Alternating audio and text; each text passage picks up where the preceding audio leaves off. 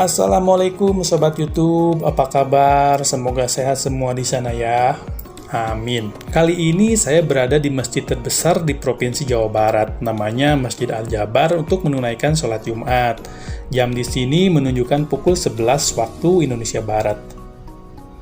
Suasana di sini cukup ramai karena bertepatan dengan long weekend. Kalau hari Jumat, biasa sih nggak seramai ini ya. Sebelum kita masuk, saran saya buat kalian yang belum dan mau kesini, siapkan dulu topi dan kacamata pelindung dari rumah ya, biar lebih adem. Karena di sini kalau pagi menjelang siang, sangat panas cuacanya. Di pelataran parkir dan taman di depan pun tak ada tempat untuk berteduh. Siapkan juga kantung plastik apabila kalian tak mau menitipkan sepatu atau sandal kalian di dalam. Karena alas kaki harus dibuka di pintu masuk. Kecuali kaos kaki ya, bolehlah dipakai. Dan disarankan juga sih pakai kaos kaki, karena menurutku di beberapa area tertentu di luar masjid, lantainya sangat panas. Kalian kalau nggak pakai kaos kaki, takut telapak kaki kalian bisa melepuh. Di sini kita bisa lihat di lorong masjid bagian luar, banyak pengunjung yang duduk lesehan sambil berteduh menikmati kemegahan arsitektur masjid. Tak jarang kalau bertepatan dengan hari libur nasional, sepanjang lorong ini tercium aroma makanan seperti sambal, asin, jengkol, pete, dan aroma makanan yang lainnya. Karena sepanjang lorong ini menjadi tempat makan lesehan para pengunjung yang didominasi oleh emak-emak. Masjid Raya Al-Jabar beralamat di Jalan Cimencerang nomor 14, Kecamatan Gedebage, Kota Bandung, yang lokasinya berdekatan dengan Stadion Gelora Bandung Lautan Api atau disingkat GBLA, dan Stasiun Kereta Api Cimekar. Dibangun sejak tahun 2017, Masjid Al-Jabar Bandung diresmikan hari Jumat 30 Desember tahun 2022 oleh Gubernur Jawa Barat Ridwan Kamil. Sebelumnya, masjid ini dikenal dengan sebutan Masjid Terapung Gedebage karena dikelilingi danau retensi atau danau buatan untuk pengendalian banjir di kawasan Gedebage. Masjid ini berdiri di area seluas 25 hektar dan mampu menampung lebih dari 30.000 jemaah. Masjid Raya Al-Jabar juga dilengkapi dengan 4 menara setinggi 99 meter sebagai simbol dari jumlah Asmaul Husna.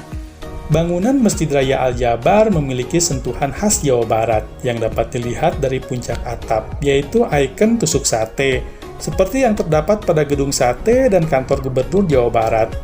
Masjid Raya Al-Jabar didesain oleh mantan Gubernur Jawa Barat Bapak Ridwan Kamil saat menjabat Wali Kota Bandung. Arsitektur masjid ini terinspirasi dari desain eksterior dan interior masjid di Turki dan Iran, yang mempunyai halaman yang luas dan melewati bangunan dengan nuansa berbeda. Tempat wudhunya ada yang di luar, ada juga yang di dalam. Yang di luar kita bisa berwudhu dengan berdiri dan duduk, sedangkan di dalam kita bisa sambil duduk. Tempat wudhu yang di luar dinaungi oleh bangunan seperti gurita. Kalau nggak salah sih ya, soalnya kelihatan seperti gurita sih. Selain unik dan teduh, kita sangat nyaman berwudu di sini karena tidak kepanasan. Dilansir dari sebuah media online terkemuka, pembangunan masjid ini menghabiskan sekitar 1 triliun rupiah dan 7 tahun masa pembangunan dari awal perencanaan. Kini kita sudah berada dalam masjid untuk melaksanakan sholat Jumat. Perlu kita ketahui, Masjid Al-Jabar memiliki interior yang mempesona dan memberikan pengalaman luar biasa bagi saya. Saya betah dan khusyuk banget kalau sholat di sini. Sekedar saling mengingatkan, alangkah baiknya kalau kalian berkunjung ke masjid ini, tak lupa menyisihkan rezeki untuk mengisi kotak infaknya ya kawan. Sebagai bentuk rasa syukur kepada Allah Subhanahu wa Ta'ala kalau kita diberikan sehat dan masih diberikan umur, sehingga kita bisa beribadah dengan tenang di masjid yang sangat megah ini. Terdapat 27 pintu masuk di masjid ini sebagai simbol 27 provinsi dan kabupaten yang ada di wilayah Provinsi Jawa Barat. Dihiasi dengan lampu-lampu berornamen indah, terdapat kaligrafi tulisan Allah di atas atap masjid sebagai simbol kalau kita hanya makhluk kecil yang senantiasa meminta dan bersujud kepada Allah semata. Keluar dari dalam masjid, kita langsung menghadap ke pelataran di lantai 2. Di hadapan kita terbentang luas keindahan bangunan di lantai dasar. Di sini kita bisa melihat menara masjid yang sangat tinggi dan megah. Tak lupa kita mengalihkan perhatian sedikit menjauh ke samping dan ke depan area masjid. Di sini kita bisa melihat dari jauh pelataran parkir juga taman di depan masjid, serta pintu masuk juga panorama area Bandung Timur dan Utara, hingga kita bisa melihat gunung-gunung dari kejauhan. Di tempat saya duduk ini, kita bisa melihat tangga menuju lantai dasar dan keramaian pengunjung yang turun naik serta berfoto-foto bersama teman dan keluarganya. Perlu kalian ketahui, tempat duduk saya sekarang ini adalah area yang lumayan teduh di lantai 2 untuk duduk bersantai.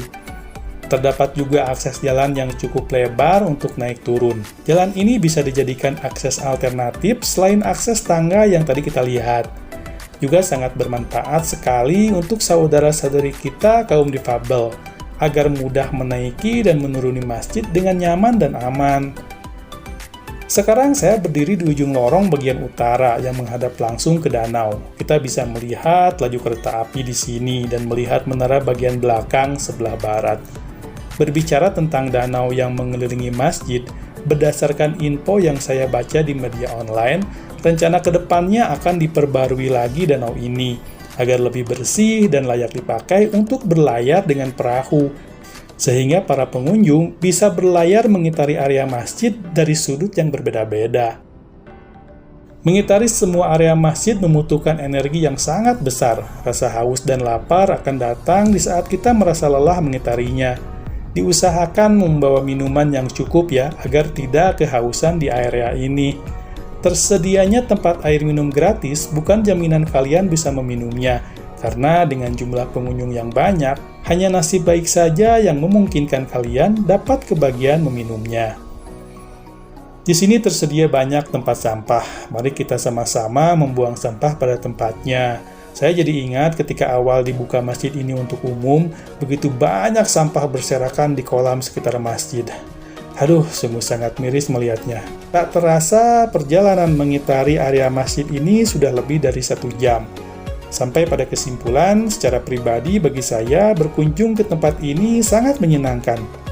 Selain kita bisa beribadah dan mendapatkan pahala, kita juga merasa bahagia karena bisa melihat kemegahan arsitektur dan keindahan area sekitar kawasan ini.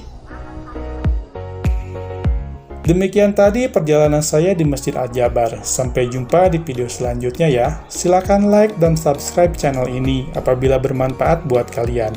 Assalamualaikum, sampai jumpa.